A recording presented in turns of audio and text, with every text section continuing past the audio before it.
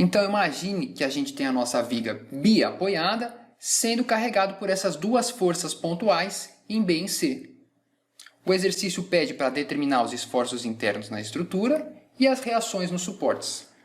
Pensando sempre nessa maneira sistemática de resolver o problema, nós vamos identificar nesse problema as equações relevantes.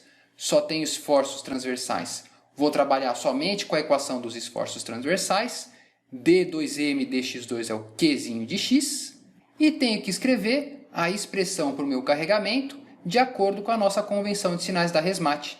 As duas forças são forças apontando para baixo, forças pontuais. Vou representá-las usando as funções de singularidade.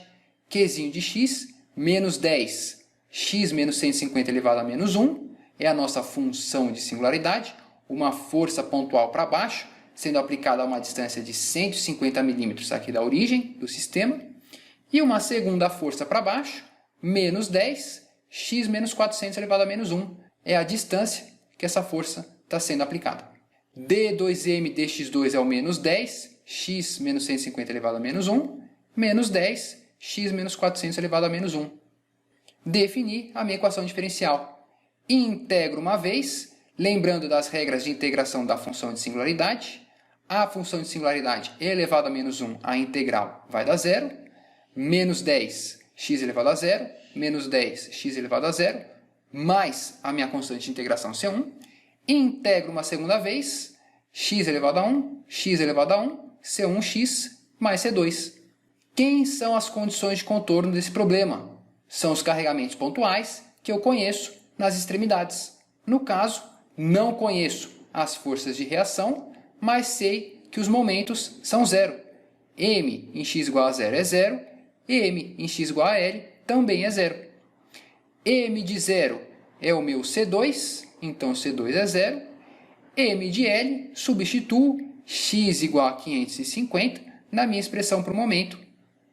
Posso determinar o meu C1, 10 kN. Portanto, as expressões para os carregamentos internos são m de x menos 10, x menos 150 elevado a 1, menos 10, x menos 400 elevado a 1, mais 10x. E o esforço cortante, a derivada do momento, é o menos 10, x menos 150 elevado a 0, menos 10, x menos 400 elevado a 0, mais 10. Quem são as reações do meu sistema? Substituo x igual a 0 e x igual a L na minha expressão. V de 0 é o 10 kN, positivo, da nossa convenção de sinais da Resmate, positivo na face esquerda para cima, então a força de reação para cima. E o V em x igual a 550 é o menos 10 kN. Esse sinal de menos indica que a força está no sentido contrário ao da nossa convenção de sinais da Resmate. Então também é uma força para cima. Faz sentido. Essas duas forças são simétricas na estrutura. Nós esperamos duas reações iguais para cima. E foi isso que nós obtivemos. Nós podemos também plotar essas expressões. Veja, o esforço cortante é composto por funções do tipo degrau. Então a variação dos esforços é uma variação do tipo degrau. Começa em 10, que é a reação do apoio em A. Desce 10, que é a força pontual sendo aplicada. Aqui na região central da viga não há esforço cortante agindo. É uma região em flexão pura, só tem um momento fletor agindo. E aqui em C tem uma segunda força sendo aplicada para baixo. E aqui a força de reação de 10 kN. Veja que onde há esforço cortante, a variação do momento é linear. Onde o esforço cortante é zero, o momento fletor é constante. Vamos ver esse segundo problema aqui. Tem um eixo carregado por um torque pontual e um torque distribuído. De novo, o primeiro passo é identificar as equações relevantes. Só tenho torques, só tenho momentos axiais sendo aplicados. A única equação é a equação do torque. dTzão dx é o menos tzinho de x. Da convenção de sinais da Resmate, esses esforços externos são positivos. Aqui em A eu tenho engaste e em D não tem nenhum torque pontual sendo aplicado. Então eu vou escrever a minha expressão para o torque externo, é o momento pontual, mxb, x menos L sobre 4 elevado a menos 1, positivo, porque está para a direita, e um torque distribuído de intensidade constante, T0, x menos 3L sobre 4 elevado a zero. Esse sinal de menos é o sinal de menos da equação diferencial de equilíbrio. Integro isso uma vez, t de x é o menos mxb, x menos L sobre 4 elevado a zero, menos T0, x menos 3L sobre 4 elevado a 1, mais C1, minha constante de integração. O torque pontual em x igual a L é zero, consigo determinar a minha constante de integração. C1 é o mxb mais T0, L sobre 4. Portanto, aqui está a expressão para o meu torque interno. E o que a gente observa dessa expressão? Em x igual a zero, essas duas expressões são zero, sobra só o mxb mais T0, L sobre 4, é o que a gente vê aqui. É também o torque de reação, T de zero positivo, na face esquerda, positivo para a esquerda. Se esse eixo está carregado por torques para a direita, nós esperamos um torque de reação para a esquerda. Aqui em x igual a L sobre 4, tem um torque pontual sendo aplicado, então a intensidade do torque interno cai dessa quantidade mxb e se mantém constante em T0 L sobre 4. E aqui onde tem o torque distribuído, o esforço interno varia linearmente ao longo do comprimento. Veja também que a reação do sistema é o mxb mais o estático equivalente, T0 vezes L sobre 4. Esse terceiro exercício tem uma barra sendo carregado por uma força axial linearmente crescente. Aqui então eu tenho a minha barra livre em A, engastada em B. Só tenho forças axiais. A única equação que eu vou resolver é dos esforços axiais. dN dx ao menos Pzinho de x. Da minha convenção de sinais da Resmate, eu vejo que essa força distribuída está apontada para a esquerda, então ela vai ser negativa, e é uma força em módulo linearmente crescente. Começa em 0, termina em 45 kN por metro. Quem que é a inclinação dessa curva? O meu m é o 45 dividido por 0,9. É essa tangente desse triângulo. Então a inclinação da minha curva é 50 kN por metro quadrado. Então a expressão para o meu carregamento linearmente crescente é o carregamento triangular, m x menos 0 elevado a 1. Esse sinal de menos aparece do sentido do meu carregamento para a esquerda e esse sinal de menos aparece da minha equação diferencial. Então eu vou ter dN dx mais 50x. Integro uma vez, o meu n de x é o 50x² sobre 2 mais C1. Em A não tem nenhuma força axial sendo aplicada no sistema, então n de 0 é 0, o meu C1 é 0. Portanto, a força normal interna na minha barra, n de x, é 25x². Se eu plotar a minha força normal, eu vejo que em 0 não tem nenhuma força normal agindo no sistema, bate com o que eu estou enxergando aqui, e a variação da força normal é quadrática, é a integral do meu carregamento. Em x igual a L, eu tenho 20,25 kN, é a força de reação no engaste em B. Positivo na face direita, positivo para a direita. Bate com o que a gente está vendo aqui. Se o sistema é carregado por uma força para a esquerda, a reação tem que ser para a direita. Nesse exercício agora, nós temos um apoio no meio do meu domínio. Vamos ver como resolver esse problema. De novo, sempre nós vamos seguir o nosso passo a passo e a primeira coisa é identificar as equações relevantes. Como eu tenho um apoio no meio do meu domínio, eu vou fazer um diagrama de corpo livre do meu sistema para facilitar a minha análise. Então aqui está a minha viga AC, as forças pontuais sendo aplicadas na extremidade esquerda, a força distribuída Q0 para cima e aqui as forças de reação do meu apoio por pino.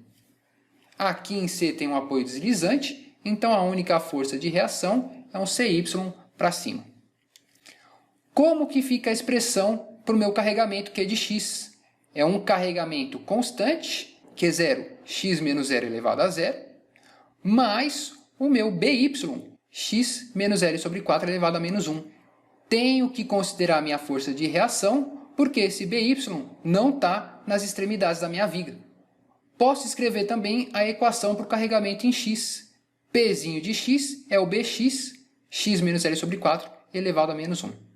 Como eu não tenho nenhuma força axial agindo no sistema, dn dx é só o meu bx, e integro uma vez, aparece uma constante de integração, mas as condições de contorno são n de 0 e n de L igual a 0.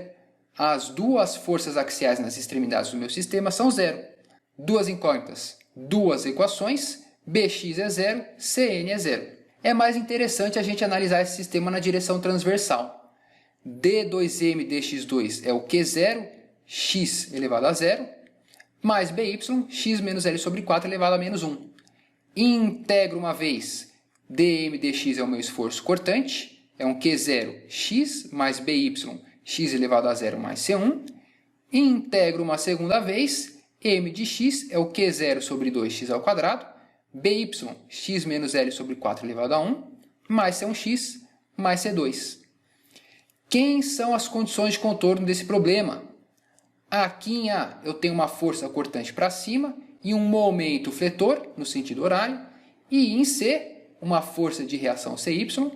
Essa força de reação eu não conheço, não é condição de contorno. E o momento fletor em C é 0.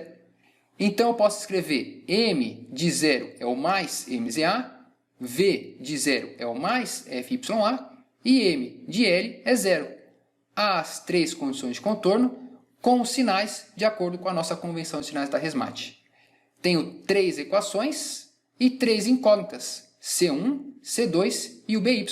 Posso determinar V de 0 é o meu C1, é o FYA, M de 0 é o C2, é o MZA, e o M de L vai me dar o BY, menos 4 sobre 3L, Q0L² sobre 2, mais FYA vezes L, mais MZA. Portanto, consigo determinar as expressões para os meus esforços transversais, o meu momento fletor e o esforço cortante, que é a derivada do meu momento. Posso também calcular a reação em C. Substituo o valor de x igual a L na minha expressão para o esforço cortante. O V em x igual a L é o FYA mais o Q0L mais o meu BY, 3L sobre 4 elevado a 0 da nossa função de singularidade. O meu BY eu já calculei aqui, então eu posso escrever a reação CY dessa maneira, 1/3 de Q0L menos FYA menos 4 MZA sobre L. Vamos ver agora esse problema que está engastado em A e apoiado em C e tem uma rótula em B. Lembrando, esse aqui é um problema que nós chamamos de aparentemente hiperestático, porque em A eu tenho duas reações, a força e o momento, em C eu tenho mais uma terceira reação, mas eu sei que na rótula o momento MB é 0. Isso aqui vai entrar como uma equação de compatibilidade. Da convenção de sinais da Resmate, esse esforço Q0 é para baixo, d2m dx2 é o menos Q0, x elevado a 0, que é o próprio Q0 constante. Integro uma vez, dm dx é o meu esforço cortante, menos Q0x mais C1. Integro uma segunda vez, m de x é o menos Q0, x² sobre 2, mais C1x mais C2. A condição de contorno desse problema é só o momento em C igual a 0. M em x igual a L é 0. Mas eu tenho a minha rótula, a minha restrição. O momento em x igual a L sobre 2 também é 0. Duas incógnitas, C1 e C2, duas equações. Consigo resolver o meu problema. Substituindo x igual a L sobre 2 e x igual a L, eu vou chegar num sistema linear que eu posso resolver. Lembrando da regra de inversão da matriz 2 por 2, eu posso determinar C1 e C2, 3Q0L sobre 4, menos Q0L² sobre 4. Portanto, V de x menos Q0x mais 3/4 de Q0L e o M de x menos Q0 sobre 2, x² mais 3/4 de Q0Lx menos Q0L² sobre 4. Note que as unidades aqui das constantes de integração são consistentes. C1 aparece no esforço cortante, Q0 vezes L tem unidade de força. C2 aparece no momento fletor. Q0 vezes L quadrado tem unidades de momento. Então você pode checar se calculou as constantes de integração corretamente, também através dessa análise dimensional. Determinei as expressões para os esforços internos, posso determinar as minhas reações. V de 0 é o meu AY, 3/4 de Q0L, positivo, então em A a reação é para cima. M de 0 é o momento do engaste em A, menos Q0L² sobre 4. Esse sinal de menos indica que o momento de reação no engaste é no sentido anti-horário. E o V de L, que é o CY, é o menos Q0L sobre 4. Esse sinal de menos indica que a força de reação no suporte em C é para cima. Bate com o que a gente espera desse sistema. Forças de reação para cima e um momento, no sentido anti-horário, para suportar o momento dessa força em relação a A. E vamos ver agora um último exercício e como as funções de singularidade podem facilitar a nossa vida na hora de resolver, na hora de determinar os esforços internos no sistema. Então essa viga está sendo carregada por esse carregamento triangular decrescente e aqui na segunda metade por um carregamento triangular crescente. Para determinar os esforços internos pelo método das seções, nós vamos ter muito trabalho, 2 seções, e nós temos que obter expressões para cada uma dessas curvas. Mas se a gente pensar em termos de funções de singularidade, para escrever uma expressão para esse carregamento, eu posso começar com um carregamento constante para baixo e subtrair um carregamento para cima. Então eu vou ter um menos W0 x elevado a 0, o carregamento constante para baixo, mais esse carregamento linearmente crescente para cima, 2W0L x elevado a 1. Veja que a inclinação é o W0 dividido por L sobre 2. E isso aqui vai me dar um carregamento desse tipo. Eu vou subtrair menos 2W0L x menos L sobre 2 para cancelar essa parte. E aí eu vou subtrair de novo menos 2W0L sobre 2 para incluir o carregamento linearmente crescente para baixo. Então a expressão para o meu carregamento Q de x é a soma desses termos. Menos W0 x elevado a 0, 2W0 sobre L x elevado a 1, menos 2, menos 2, menos 4W0 sobre L, x menos L sobre 2 elevado a 1. Veja que aqui, onde a função de singularidade começa em 0, eu posso escrever direto d2m dx2 menos w0, mais 2w0 sobre lx, menos 4w0l, x menos l sobre 2 elevado a 1. Determinei, usando as funções de singularidade, uma única expressão para representar o meu carregamento. Posso integrar essa equação. Vou ter dm dx é o meu esforço cortante, menos w0x, w0 sobre lx², menos 2w0 sobre lx² mais c1. Integro uma segunda vez, momento fletor, x² sobre 2, x ao cubo sobre 3, x ao cubo sobre 3, c1x mais c2. Nessa viga biapoiada, as condições de contorno são m de 0 é 0 e m de l é 0, então posso determinar as duas constantes de integração. M de 0 é o meu C2, então C2 é 0. M de L, resolvendo essa equação, C1 é o W0 L sobre 4. Portanto, as expressões para os meus esforços internos são M de x menos W0 sobre 2x², W0 sobre 3L x ao cubo, menos 2/3 de W0 x ao cubo, mais W0 L sobre 4 vezes x. Veja que todos os termos aqui têm unidades de momento, força vezes distância. Essa equação é dimensionalmente consistente. E o esforço cortante é a derivada do momento fletor. Quem são as reações do sistema? V de 0 é o W0L sobre 4, V de L menos W0L sobre 4. Esse sinal de menos indica que essa reação em L também é para cima. Faz sentido. Da simetria do meu problema, eu espero que as duas reações sejam iguais, foi o que a gente obteve, e como as forças são todas para baixo, nós esperamos duas forças de reação para cima, foi o que a gente obteve. Posso plotar essas curvas e ver como que varia o esforço cortante e o momento fletor ao longo da minha viga. Veja que aqui no centro da minha viga, o esforço cortante é zero. Como o esforço cortante é a derivada do momento, esse ponto é onde o momento fletor é máximo. A intensidade desse momento fletor é o valor do momento em x igual a L sobre 2, W0, L² sobre 24. Na aula de hoje, então, nós vimos que o método das equações diferenciais de equilíbrio permite determinar esforços internos em estruturas, mesmo estruturas complexas. E nós vimos que o uso de funções de singularidade facilita a descrição dos carregamentos externos. É mais fácil determinar uma única expressão para o carregamento externo e integrar a equação diferencial ao invés de trabalhar com várias seções ao longo do corpo. Nós vimos também que a determinação dos carregamentos externos e sua posterior integração fornece os esforços internos das estruturas. Então é o passo a passo que nós apresentamos: determinar os carregamentos e resolver a equação diferencial, integrar esses carregamentos. Uma vez que nós resolvemos as equações diferenciais de equilíbrio, nós já determinamos, além dos esforços internos, também as forças de reação no sistema. É só substituir o valor de x aonde estão os vínculos e as restrições do sistema para determinar o valor da reação. E nós vimos também que nós precisamos estabelecer equações de restrições adicionais para determinar as constantes de integração se a minha viga possui rótulas ao longo do seu domínio ou se o meu sistema tem um apoio que não se encontra na extremidade.